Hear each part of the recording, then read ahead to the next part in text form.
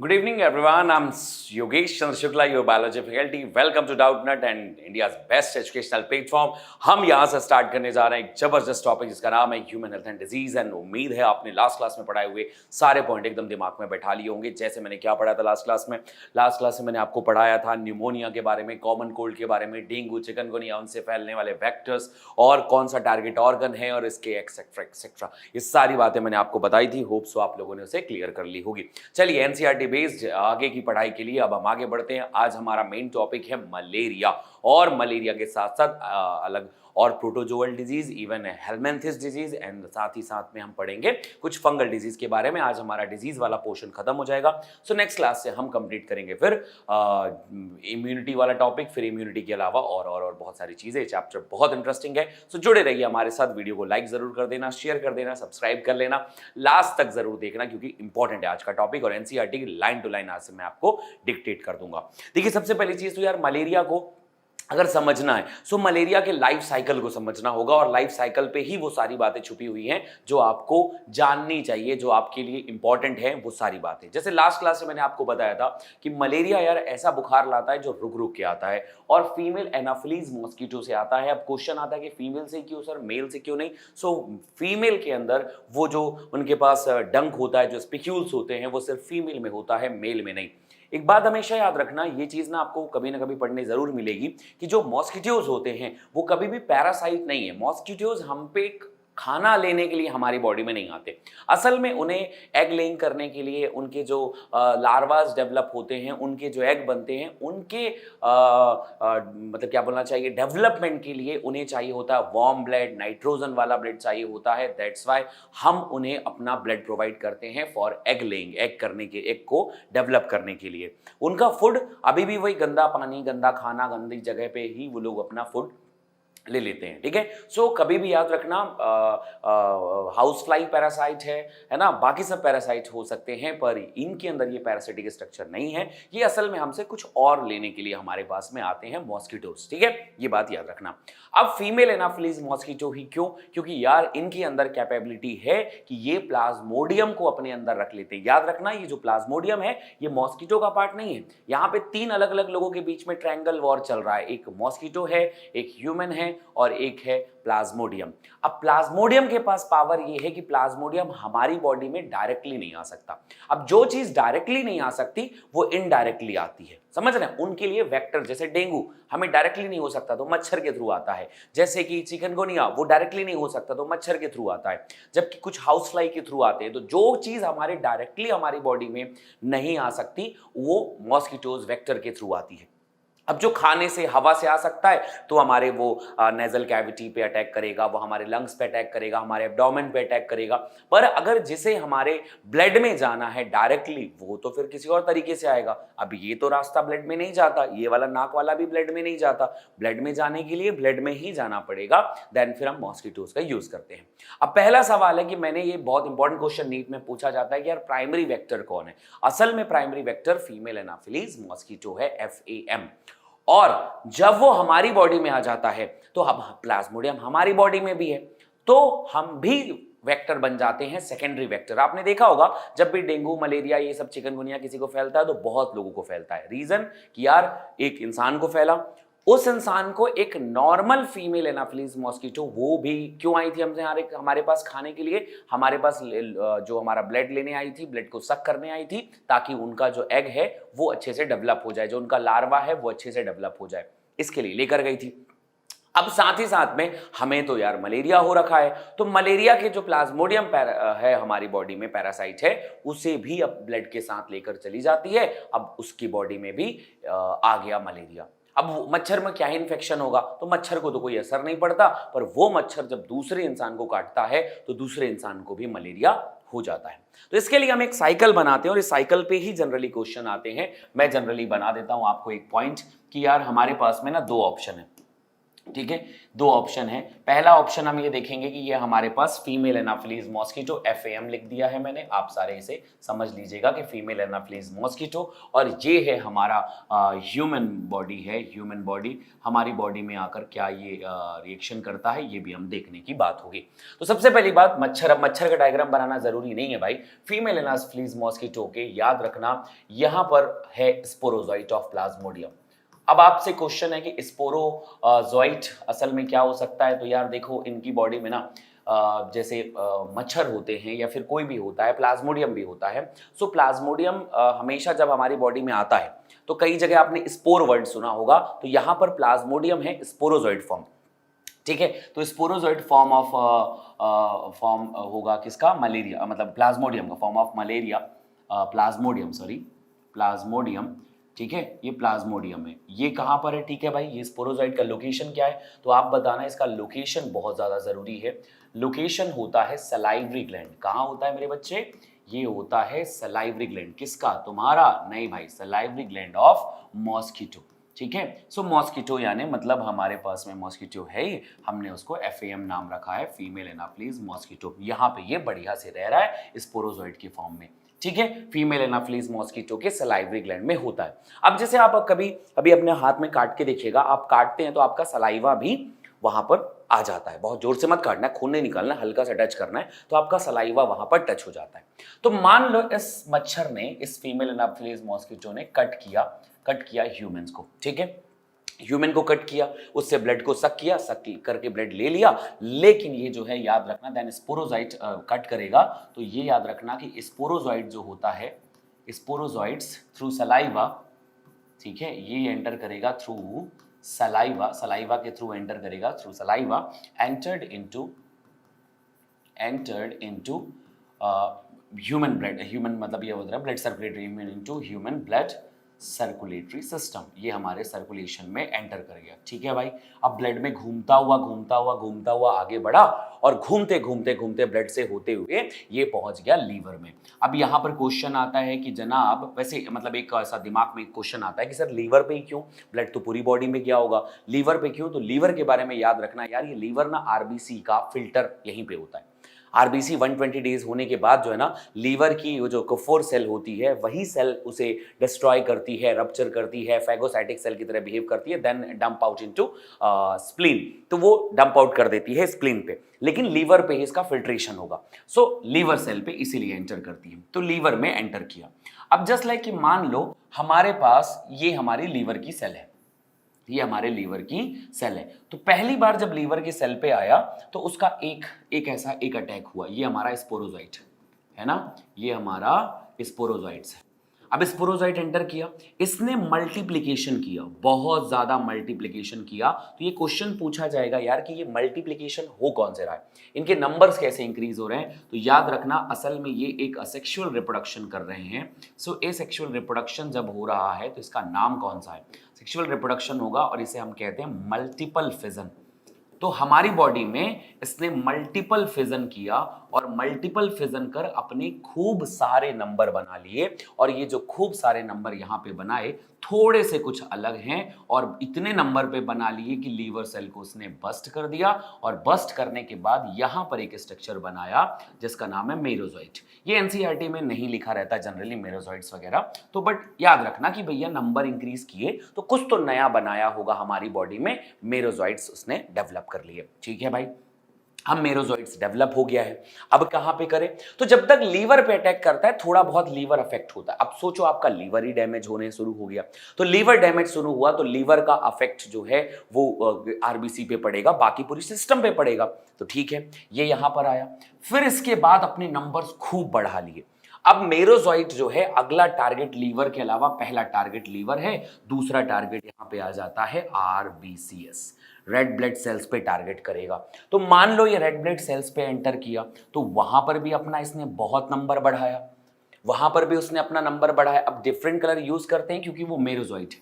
अब merozoite enter किया यहां पर एक, इसने भी अगेन नंबर बढ़ाया, नंबर बढ़ाने के लिए उसने फिर अगेन मल्टीपल फिजन यूज किया, और इतने नंबर बना दिए कि फूट के बाहर निकल गया, RBC से फूट के बाहर निकल गया।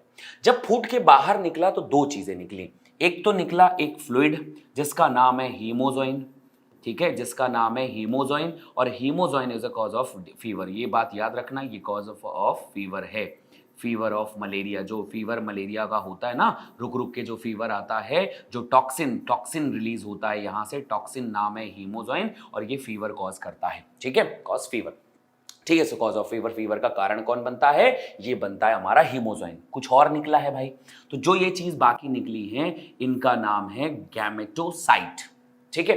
अब यहां पर दो टाइप की गैमेटोसाइट बनी, एक का नाम है मेल गैमेटोसाइट, एक का नाम है मेरे बच्चे मेल गैमेटोसाइट, और दूसरे का नाम है फीमेल गैमेटोसाइट, है ना। ये बन के तैयार है। अब अगर इस इंसान को हम मच्छरदानी में पैक कर दें, ठीक है, इस इंसान को हम मच्छरदानी में पैक कर दें तो फिर किसी को कोई दिक्कत नहीं है, आराम से ये तो या तो बचा लोगे अच्छे से, या तो फिर ये बेचारा ऐसे ही मलेरिया से पड़ा रहेगा, ठीक है। इसको मलेरिया हो रखा है, इसको बैंड बज गई बेचारे की, है ना, तो इसको ऐसा ऐसा हीमोजोइन से फीवर आ गया। क्या क्वेश्चंस आएंगे, टारगेट कहां पर है भैया, ब्लड पे, फिर ब्लड से कहां पर, वेन्स के थ्रू होता हुआ लीवर में पहुंच गया, लीवर से कहां पहुंचा, लीवर पे बहुत नंबर पे डेवलपमेंट किया, क्योंकि लीवर पे ही फिल्ट्रेशन होता है आरबीसी का, आगे पहुंचे, आरबीसी पे एंटर किया, आरबीसी पे एंटर तब किया जब बहुत नंबर बढ़ गए थे। तो यहां से यहां आने तक हमें कोई सिम्टम्स नहीं दिखाई देते। सिम्टम्स तब दिखाई देगा जब ये क्वाटन फीवर आएगा। क्वाटन फीवर का मतलब रुक रुक के 2-3 दिन बुखार आएगा, फिर रुक जाएगा, फिर 2-3 दिन बुखार आएगा, फिर रुक जाएगा, ऐसा फीवर आता है हीमोजोइन की वजह से, ठीक है भाई। अब इस आदमी की कहानी खत्म हो गई। फिर मैंने बताया कि जो ह्यूमन बॉडी होती है वो यूज एज सेकेंडरी वेक्टर। अब इसी समय पे एक और फीमेल एनाफिलीज मॉस्किटो को, तो याद रखना अनइंफेक्टेड, ये जो हमारे पास में है इनफेक्टेड मान सकते हैं फीमेल एनाफिलीज मॉस्किटो, इसने इसे कट कर दिया, ठीक है। कट किया तो ब्लड सक किया होगा, तो ब्लड को खींचा, कट किया और ब्लड को खींच लिया। अब जब ब्लड को खींचा बच्चे, तो ब्लड के साथ साथ कौन कौन आएगा, तो यहाँ पे ये मेल गैमेटोसाइट भी आएंगे और फीमेल गैमेटोसाइट भी आएगा, है ना। तो मेल गैमेटोसाइट, अब मैं यहाँ पे लिख सकता हूं कि मेल गैमेटोसाइट, और यहाँ पर है हमारे पास फीमेल गैमेटोसाइट, दोनों आ गए। कहां पर आ गए जनाब, ये आ गए गट में, ये इसके आ गए। सो फीमेल एनाफिलीज मॉस्किटो का जो गट है उनमें पहुंच गए, यहां तक इनका लोकेशन आ गया। गट में क्या कर रहे हैं, अब लोकेशन चेंज देख रहे हो, वो आरबीसी से आ गए गट में, फीमेल एनाफिलीज मॉस्किटो के गट पे। गट पे आने के बाद जनाब ये गैमेटोसाइट हैं, दोनों गैमेट्स में डेवलप होंगे और इनके बीच में आ जाएगा फर्टिलाइजेशन, इनके बीच में होगा फर्टिलाइजेशन। एक क्वेश्चन बहुत सालों तक इवन मुझसे कॉलेजेस में भी बहुत बार कहीं पूछा गया कॉलेजेस में कि यार ये फीमेल मतलब ये जो मॉस्किटो के अंदर आने के बाद कौन सा रिप्रोडक्शन किया, तो यहाँ पर फर्टिलाइजेशन हो रहा है, दो गैमेट्स मिल रहे हैं, सो ये है सेक्सुअल रिप्रोडक्शन। और इधर जो रिप्रोडक्शन हुआ है वो असेक्सुअल रिप्रोडक्शन हुआ है, पक्की बात। तो इधर शुरू हुआ जनाब सेक्सुअल रिप्रोडक्शन, यहां पर हुआ है सेक्सुअल रिप्रोडक्शन ऑफ प्लाज्मोडियम, बोलना नहीं, ये प्लाज्मोडियम का रिप्रोडक्शन है ना। कई बार बच्चे सोच लेते हैं कि यार ये जो ना रिप्रोडक्शन हो रहा है वो इस मॉस्किटो का हो रहा है, नहीं भाई, ये सेक्सुअल रिप्रोडक्शन ऑफ प्लाज्मोडियम है, ठीक है। प्लाज्मोडियम फर्टिलाइजेशन किया, सबसे पहली बात है कि फर्टिलाइजेशन के बाद तो बिना सोचने की बात ही नहीं है, जाइगोट बनाएगा। मेल गैमेटोसाइट, फीमेल गैमेटोसाइट, ये दोनों मिले, फीमेल गैमेटोसाइट दोनों मिले और जाइगोट बना लिया, ठीक है भाई। अब जाइगोट बन गया है। अब जाइगोट जो है मूव इनटू सलाइवरी ग्लैंड। अब इसके बाद जाइगोट जो है सलाइवरी ग्लैंड हो जाएगा, तो याद रखना मूव्ड इनटू, ये यहां से मूव्ड इनटू सलाइवरी ग्लैंड, है ना, सलाइवरी ग्लैंड। क्यों गया भाई सलाइवरी ग्लैंड में, तो याद रखना फॉर डेवलपमेंट। क्यों गया है, तो आप क्वेश्चन करेंगे फॉर डेवलपमेंट, कंप्लीट डेवलपमेंट जब इसे करना होगा तो फॉर डेवलपमेंट ये चला गया सलाइवरी ग्लैंड में, और उसने जाइगोट से फिर क्या बना लिया, स्पोरोजोइट। अब ये जाइगोट से इसने बना लिया स्पोरोजोइट। अगेन ये इंसान, अब ये मच्छर भी खतरनाक हो गया, अब ये भी तुम्हें काटेगा, ये भी तुम्हें मलेरिया फैलाएगा, और ऐसे ही लाइफ चलती रहती है। यही है प्लाज्मोडियम लाइफ साइकिल, याद रखना, लाइफ साइकिल ऑफ प्लाज्मोडियम। तो ये हमारा लाइफ साइकिल है ऑफ प्लाज्मोडियम। इस पे बस इतने ही क्वेश्चन आएंगे, इसके अलावा और भी कोई क्वेश्चन पूछे जाने के चांसेस नहीं बनते कि प्लाज्मोडियम का क्या, कब, कहाँ, कैसे, कुछ नहीं जनाब। बस इतना आएगा कि सेक्सुअल रिप्रोडक्शन कहाँ हुआ, सेक्सुअल रिप्रोडक्शन कहाँ हुआ, फर्टिलाइजेशन कहाँ पर हुआ, डेवलप कहाँ पर होता है, तो डेवलपमेंट के लिए सलाइवरी ग्लैंड, ठीक है, पूरी बॉडी में मतलब हर जगह घूम लेता है जनाब। कम समय मिला है तो हम क्या पूरा घूमते हैं, तो ये घूम लेगा, गट में भी घूम लेगा, फीएम के गट में, FM sorry, female Anopheles mosquito के गट में, फीमेल एनाफिलीज मॉस्किटो के सलाइवरी ग्लैंड में रहेगा, हमारी बॉडी के लीवर में, आरबीसी में, और कुछ इस तरीके से मलेरिया हमें इन्फेक्ट करता है। बात समझ गए? ये है मलेरिया का बेसिक कॉन्सेप्ट, ये मलेरिया की बेसिक कहानियां। इतने से ही आपके सारे क्वेश्चन बन जाएंगे। आप एनसीईआरटी की लाइन टू लाइन रीड करिए, डायग्राम देखिए, आपका काम इतने पे हो गया। ठीक है जनाब, मान लिया बात यहां पे। सो ये है प्रोटोजोअल डिजीज की पहली डिजीज, जिसका नाम है malaria. One of favourite topic जो एग्जाम में पूछा जाएगा, ये पूछा ही जाता है, बहुत ज्यादा चांसेस है इसके। अब दूसरे प्रोटोजोआ की डिजीज समझते हैं। मतलब देखो, मैक्सिमम बच्चों के साथ ना ये प्रॉब्लम हो जाती है कि लोग इसके बैक्टीरिया, वायरल, फंगस, प्रोटोजोअल को याद नहीं रखते, इसलिए मैंने पहले ही फ्लो चार्ट बना के आपको याद करा दिया था कि एटलीस्ट इतना तो याद कर लो यार कि ये किस कैटेगरी से आता है। अब हमारे पास प्रोटोजोअल डिजीज की अगली कैटेगरी है, नाम है अमीबियोसिस। नाम है अमीबियोसिस। अमीबियोसिस नाम से ही क्लियर हो रहा है कि अमीबा से फैल रहा है। अमीबा प्रोटिस्टा का, अगेन वही बात, प्रोटिस्टा के 5 जो क्लासिफिकेशन है, और 5th क्लासिफिकेशन का नाम है प्रोटोजोआ। और प्रोटोजोआ के अंदर ही एक पार्ट है हमारा, एक तो प्लाज्मोडियम का हो गया, और वो स्पोरोजोअन्स है, और ये होता है अमीबियोइड प्रोटोजोआ। अब ये अमीबा वाला जो है ये किससे फैलेगा? अगेन भाई, ये इसे अमीबी डिसेंट्री भी, डायसेंट्री भी कहते हैं। डायसेंट्री दो टाइप की, एक बैक्टीरियल डायसेंट्री और अमीबियोइड, अमीबिक डायसेंट्री। अमीबिक डायसेंट्री, अमीबियोसिस ऐसे नाम कहते हैं। अगेन पॉइंट आता है कि जनाब ये किससे फैल रहा है? एंटमीबा हिस्टोलिटिका, ये नाम बहुत सुना होगा, इसका पैथोजन है ना, इसके पैथोजन का नाम है एंटमीबा हिस्टोलिटिका। अब इस पे सबसे बड़ा सवाल आता है कि प्रोटोजोअल है, इसमें कोई संशय नहीं है, इसमें कोई समस्या नहीं है। अब ये अटैक कहां पे किया है? इसने अटैक किया है लार्ज इंटेस्टाइन पे, इसने अटैक किया है लार्ज इंटेस्टाइन में। अब भाई लार्ज इंटेस्टाइन में अटैक किया तो टारगेट ऑर्गन कौन सा हो गया? Large intestine. मैं हमेशा कहता हूं जो पॉइंट मैं बोल दूं उसे याद रखना, और उन्हीं चीजों पे क्वेश्चन याद रखना। टारगेट ऑर्गन हो गया, डिजीज का नाम याद हो गया, ठीक है भाई। अब लार्ज इंटेस्टाइन पे हुआ है तो उसका काम क्या होता है लार्ज इंटेस्टाइन का? यार कि फीकस का बॉल मूवमेंट अच्छे से करवाना, आगे से मूव करवाना, वाटर एब्जॉर्प्शन अच्छा करना, यही काम है ना लार्ज इंटेस्टाइन का, कि वाटर का बढ़िया एब्जॉर्प्शन कर लो, उसके बाद जो मूवमेंट है फीकस का वो बढ़िया आगे बढ़ाता जाए, और उसके बाद रिलीज कर दे। अब ना जनाब, वाटर का जो रीअब्जॉर्प्शन है वो होगा ही नहीं। अब मान लो अगर आपको वाटर का रीअब्जॉर्प्शन, दो ऑप्शन होते हैं, जैसे मान लो अगर हम लूज मोशन कह रहे हैं, सो लूज मोशन में वाटर का एब्जॉर्प्शन हो ही नहीं रहा है, तो उस समय लूज मोशन हो रहा है क्योंकि वाटर ज्यादा हो गया। इसमें जब हम अमीबियोसिस हो रहा है तो इसमें जब टारगेट होगा ना लार्ज इंटेस्टाइन, तो अपोजिट होगा, पूरा वाटर और एब्जॉर्ब कर देगा। तो जब पूरा वाटर एब्जॉर्ब हो गया तो यार मूवमेंट कैसे होगा? सपोज कि सोचो तुम एक टूथ पेस्ट यूज कर रहे हो, उस पेस्ट में लिक्विफाई हो ही ना, वो सूख जाए, तो क्या उसका प्रॉपर मूवमेंट हो पाएगा? नहीं। तो कॉन्स्टिपेशन इसी को कहते हैं कि लार्ज इंटेस्टाइन पे इसने टारगेट किया, और टारगेट करने के बाद वाटर एब्जॉर्प्शन बहुत बढ़ा दिया, कॉन्स्टिपेशन हो गया। कॉन्स्टिपेशन एंड लूज मोशन दो अपोजिट पार्ट है। लूज मोशन, वाटर एब्जॉर्ब नहीं हुआ, सो वाटर ही वाटर था, और वो वाटर ही जल, वाटर ही वाटर आगे निकल गया, लूज मोशन हो गया, कंट्रोल नहीं हो पाया, फीकस की जगह वाटर ही निकल रहा होता है। अगर यही अपोजिट चार्ज में आ जाए कॉन्स्टिपेशन में, तो वाटर बहुत ज्यादा एब्जॉर्ब हो जाता है और पूरा जो फीकस है वो सूख जाता है। अब सूखा हुआ फीकस आगे थोड़े ना बढ़ेगा यार, कैसे बढ़ेगा सोचो।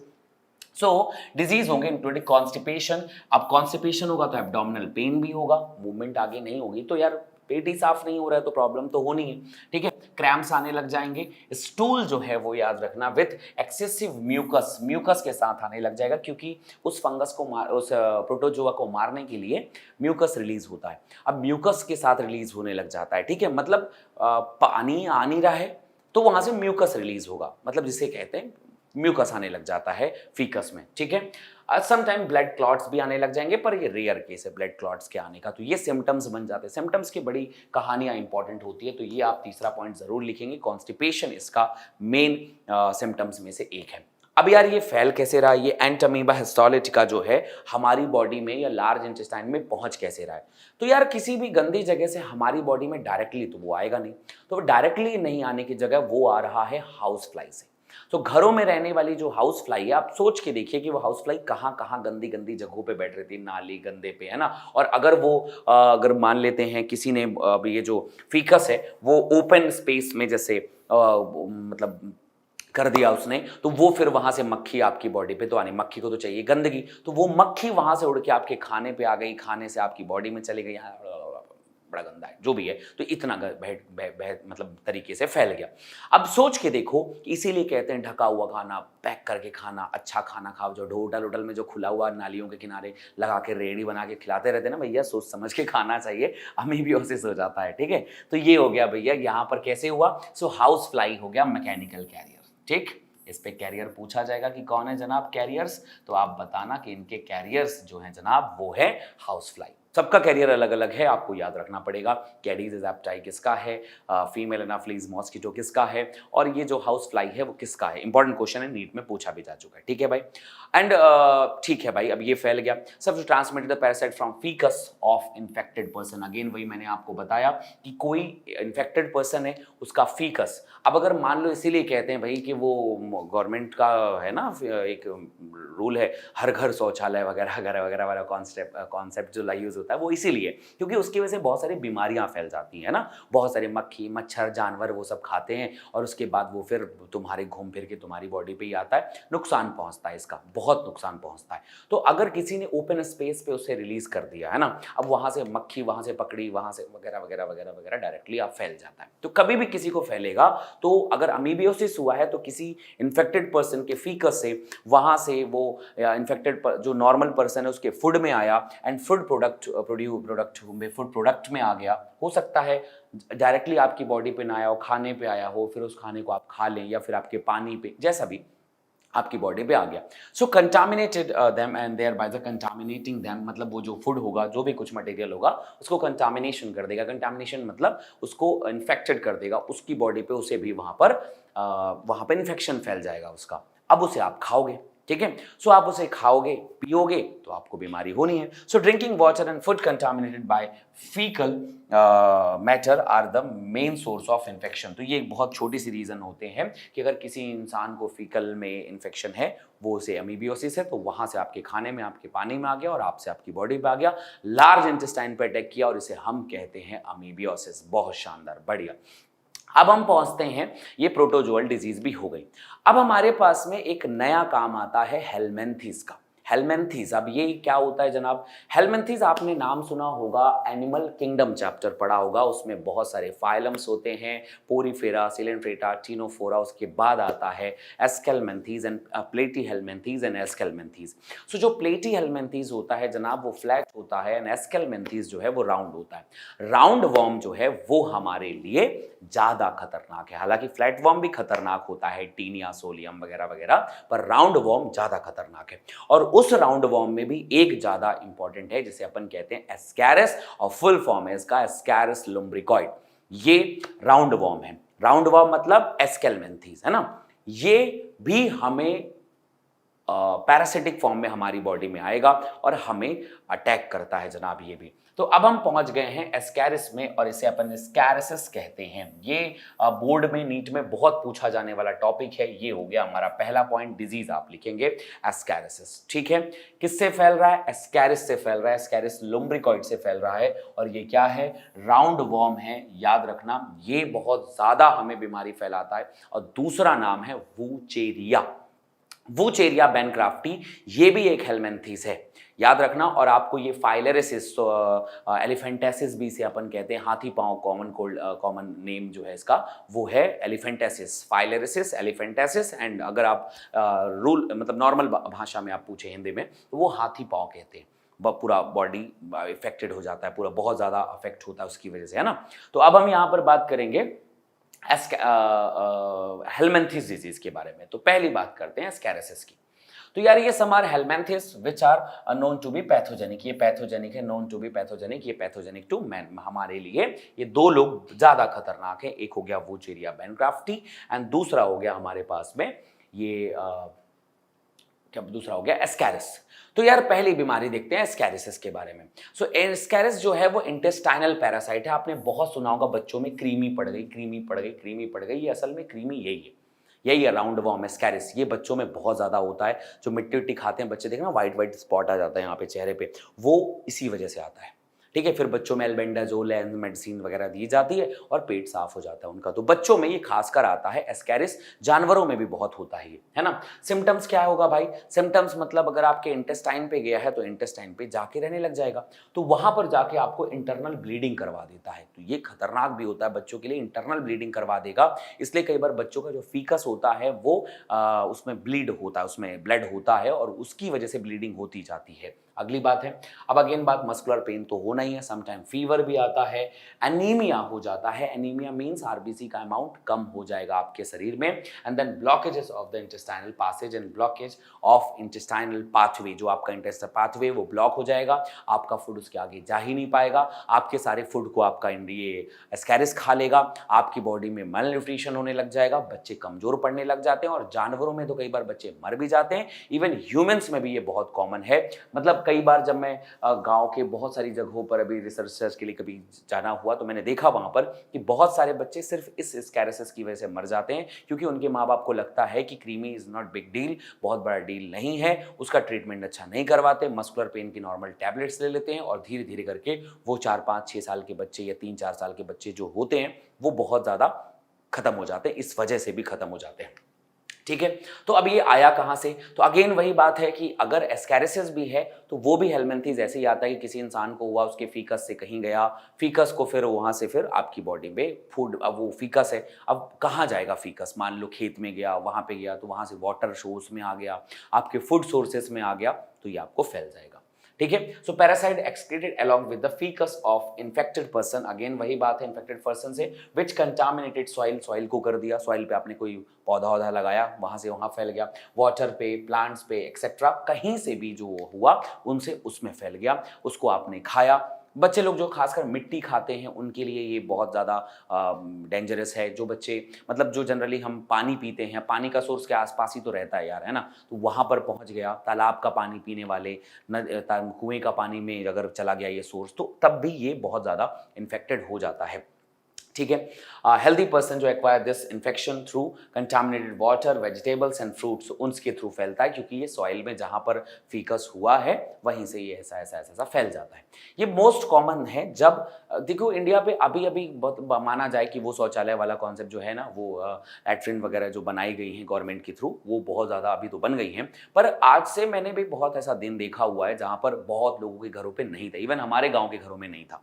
ठीक है, तो ऐसे समय पे वो खेत वेत खलिहान अलिहान जो भी दिखा कहीं पर भी चले गए, है ना, वो तो आपने मूवीज वगैरह में देखा भी हुआ है। अब वहां से वो खेत वेत भी है, खेत वेत है तो वहीं फिर फैला उस पर, और क्या, और उसके बाद वैसा। अच्छा, खासकर बच्चों के लिए तो बच्चे जो है जनरली यार थोड़े ना वो बार बार वो मतलब लैट्रिन वगैरह में जाएंगे, वो क्या होते हैं कई बार जो है बच्चे कहीं पे भी, घर पे कहीं पे भी कर दिए, उस पे हुआ, वो उसको उठा के कहीं भी फेंक दिए, मतलब थोड़ा सा गंदा सा लगता है, लेकिन ये होता है, ये इंडियन मिडिल क्लास फैमिली ऐसे ही होती है, वो कहीं पर भी फेंक दिए, वो वहां से उठा उठा के, उनको लगा वो तो उड़ जाएगा, सड़ जाएगा, खराब हो जाएगा, पर उसने बीमारी फैला दी इधर से उधर।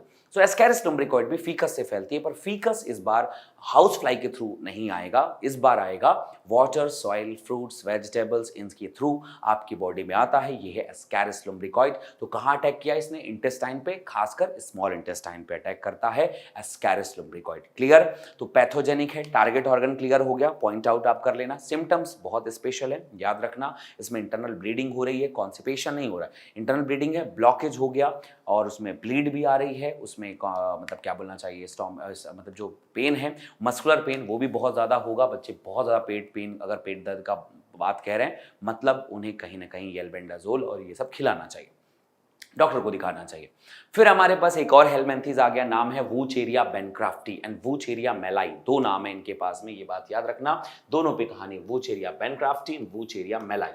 ये क्या है जनाब? ये है हेलमिंथीज। क्या करेंगे? ये आपको टारगेट करेंगे, कैसे? सो अगेन इसके लिए भी वेक्टर चाहिए होगा और इस मच्छर का नाम होगा क्यूलेक्स मॉस्किटो। क्यूलेक्स मॉस्किटो के थ्रू ये हमारी बॉडी में आया। क्यूलेक्स मॉस्किटो हमेशा जो है ना वो मतलब समझ लेते हैं कि बहुत हैवी मॉस्किटो नहीं है, पर अगर आपकी बॉडी पे कट कर देता है तो ये वाला जो हेलमिंथेस होता है ना वो आपके ब्लड पे ना टारगेट करके आपके लिम्फ पे टारगेट करता है। अब आपके पास दो सर्कुलेटरी सिस्टम है, एक ब्लड सर्कुलेटरी सिस्टम, एक लिम्फेटिक सिस्टम। तो आपके ब्लड से तो ये फिल्टर होके चला गया, पर आपकी बॉडी के जो लिम्फ होते हैं वहां पर अटैक कर गया। अब लिम्फ पे अटैक किया तो ये जाकर ट्रैप्ड हो जाता है लिम्फ नोड्स पे। लिम्फ नोड का काम होता है एंटीजेंस को ट्रैप करना, पकड़ लेना। पकड़ लिया लिम्फ नोड ने, लेकिन लिम्फ नोड के बस का बात नहीं है। जैसे वो एग्जाम्पल बात हो गई कि अगर आप कोई चीज, मान लो घोड़ा दौड़ रहा है, बैल दौड़ रहा है, ठीक है, अब आप उसको पकड़ने की कोशिश करोगे तो आप तो नहीं ना पकड़ पाओगे, तो वो आपको भी रगड़ देगा।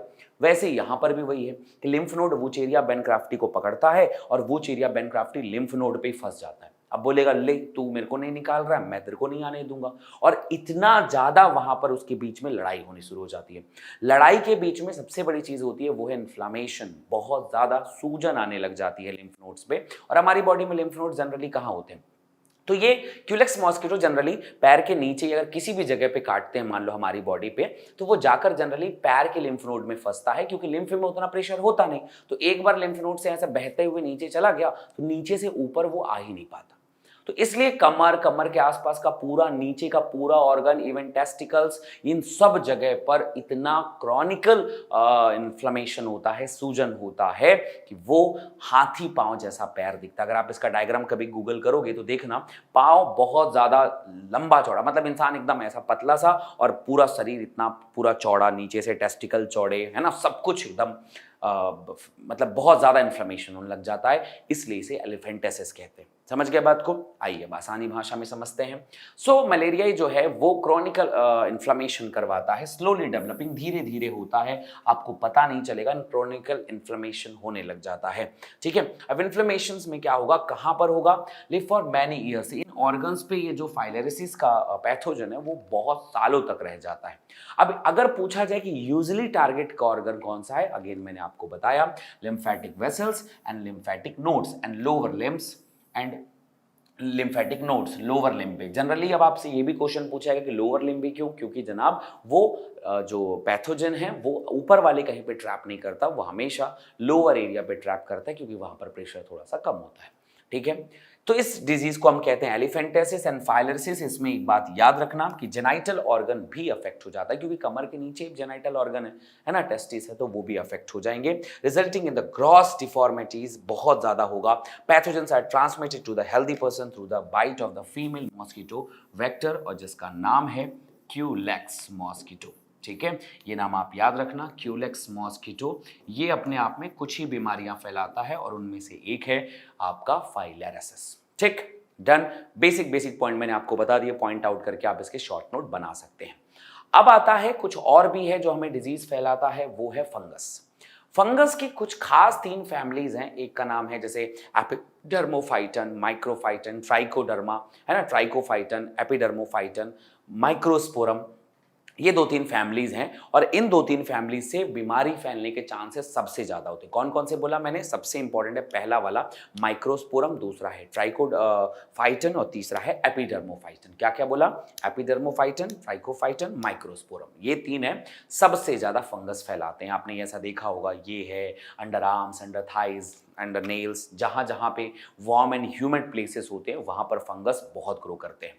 सो ये फंजाई है, इनके जेनरा का नाम पूछा जाएगा कि कौन से जेनरा में है। सो माइक्रोस्पोरम, आप इसे टिक कैसा कर सकते हैं, MET जिसे अपन कहते हैं, MET या MTE, microsporum, Epidermophyton and trichophyton. ये 3 नाम बहुत पूछे गए हैं नीट में, तो आप इसे बहुत ध्यान से पढ़ लें कि भाई ये काम का है। रिंगवर्म जनरली इसे पॉसिबल डिजीज है, disease in man, most common in disease in man, बहुत ज्यादा फैलता है। ड्राई स्कैली लेशंस वहां पे दिखाई देने लग जाते हैं, सूखने लग जाता है, पपड़ियां निकलने लग जाती है वहां से, और वो जनरली जो है स्किन, नेल्स, स्कैल्प, यहाँ सब फैलता है। मेन सिम्टम डिजीज का है, याद रखना इस पे। और ये इचिंग वगैरह, हीट, मॉइस्चर में ज्यादा रहता है। ठीक है, हीट एंड मॉइस्चर फंगस के लिए बहुत ज्यादा जरूरी है, वो वहीं पर ग्रो करता है। ठीक है, तो वो ग्रो करेगा वहां पर, जैसे स्किन फोल्ड जहां पर हैं, है ना, ग्रोइंग बिटवीन टोज। ठीक है, वो वहां पर कहीं पर भी जहां जहां 2 जगह हैं टोज के बीच में, उंगलियों के बीच में, अंडर आर्म्स, अंडर थाइज, यहाँ पे वो बहुत ज्यादा फैलने लग जाता है, क्योंकि वो वार्म एंड ह्यूमन प्लेसेस होते हैं। ठीक है भाई। Generally avoid from soil and using towels cloth and even, मतलब आपको कैसे फैलेगा, पहले सॉइल ऑयल से यूज हो गया, फिर किसी एक को इंसान को है उसका टॉवेल यूज कर लिया आपने, उसका क्लॉथ्स यूज कर लिया, उसका कॉम्ब यूज कर लिया, कुछ भी है ना, तो वो उससे आपको हो सकता है। इसलिए भाई साहब कपड़े, टॉवेल, ब्रश और ये जो जितना भी चीज़ें हैं बहुत सोच समझ के यूज़ करना चाहिए भाई। मतलब कुछ भी बीमारियां तुम किसी से भी फैला सकते हो। ये है फंगस हमारा, और इतनी चीज़ों को आपको बढ़िया ध्यान लगाकर मन लगाकर पढ़ना है। ये कॉन्सेप्ट आज कंप्लीट होगा। नेक्स्ट क्लास में मैं अब डिजीज से जैसे बचने के पॉइंट पूछे जाएंगे यार, तो डिजीज से कैसे बचा जा सकता है, सीधी सी बात है, साफ सफाई रखिए, पर्सनल हाइजीन रखिए, पब्लिक हाइजीन बढ़िया सा रखिए, है ना। इसके अलावा मतलब ये 12th वाले बच्चों के लिए खास करें, नीट वालों पे तो कुछ बड़ी चीज़ नहीं है, पर फिर भी अगर आपसे पूछा जाए कि अगर आप डिजीज को अवॉइड करना चाहते हो तो क्या करना चाहते हो, गली गली बताते आता है, वो नगर निगम वाले आते हैं ना भाई, बोलने वाले, पालिका वाले बताने वाले कि यार घर घर कचरा, है ना, गीला कचरा, सूखा कचरा, है ना, गाड़ी वाला है कचरा निकाल वगैरह बोलते हैं, वैसे ही है। पर्सनल हाइजीन रखिए, खुद साफ सफाई बढ़िया अच्छी बॉडी पे रखिए, है ना, नहाइए धोइए डेली, है ना, महीने महीने भर नहीं नहाना, ठंड चल रही इसका मतलब ये नहीं कि 2-3 महीना मत नहाओ, नहाओ बढ़िया, डेली नहाओ, टाइम से नहाओ, अच्छा पानी से नहाओ। दूसरी बात, जिस पानी से नहा रहे हो वो भी बहुत साफ सुथरा होना चाहिए, नहीं कि तालाब की गंदे पानी से नहा के गलत बात, अच्छे पानी से नहाना है। दूसरा, पब्लिक हाइजीन रखना है, कचरा फचड़ा जो जहाँ पे फेंक रहे हो सब कुछ ध्यान रखना है। इसके बाद वेक्टर्स से बचना है, जहाँ पे मछली मक्खी पनप रही हो उसको खराब करो, कचड़े खराब कर दो, टंकी उनकी जहाँ मच्छर अच्छर लगते हैं, पानी रुकता है उसे हटाओ, वहाँ से सब कुछ साफ करो, साफ सफाई रखो, है ना, मच्छरदानी लगाओ, घरों पे नेट्स लगा दो, अगर घर पे नेट्स नहीं लगा सकते तो एटलीस्ट मच्छरदानी तो लगा ही लो, है ना। काला हीट यूज़ करो, नीला हीट यूज़ करो, पीला हीट यूज़ करो, काला जितने भी हीट हैं सब यूज़ करो, कॉकरोच वॉकरोच सब भगाओ, अच्छा खाना खाओ, अच्छी चीज़ें सोचो और आपके बॉडी को हेल्दी रखो। ठीक है बच्चे, तो थैंक यू सो मच, अपना बहुत ध्यान रखें। ये पार्ट हमारा कंप्लीट हो गया। नेक्स्ट पार्ट हम इम्यूनिटी से स्टार्ट करेंगे। Love you all guys, bye bye.